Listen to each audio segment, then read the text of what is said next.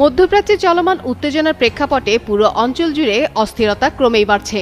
দীর্ঘদিন ধরেই ইরানকে ঘিরে যুক্তরাষ্ট্র ও ইসরায়েলের সঙ্গে দ্বন্দ্ব চলমান, আর এই সংঘাতের ধারাবাহিকতায় একের পর এক লক্ষ্যবস্তুতে পরিণত হচ্ছেন ইরানের গুরুত্বপূর্ণ সামরিক ও নিরাপত্তা কর্মকর্তারা। এই প্রেক্ষাপটে নতুন করে আলোচনায় এসেছে ইরানের শীর্ষ সামরিক গোয়েন্দা কর্মকর্তার মৃত্যুর ঘটনা।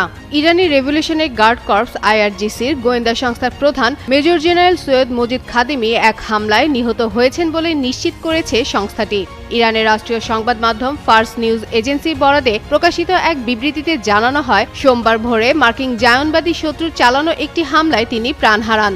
IRGC এই ঘটনাকে সন্ত্রাসী ও কাপুরুষোচিত আখ্যা দিয়ে তীব্র নিন্দা জানিয়েছে। তবে এই হামলাটি কোথায় এবং কিভাবে পরিচালিত হয়েছে সে বিষয়ে এখনো বিস্তারিত কোনো তথ্য প্রকাশ করা হয়নি। ফলে ঘটনাটি ঘিরে অনিশ্চয়তা ও নানা জল্পনা তৈরি হয়েছে।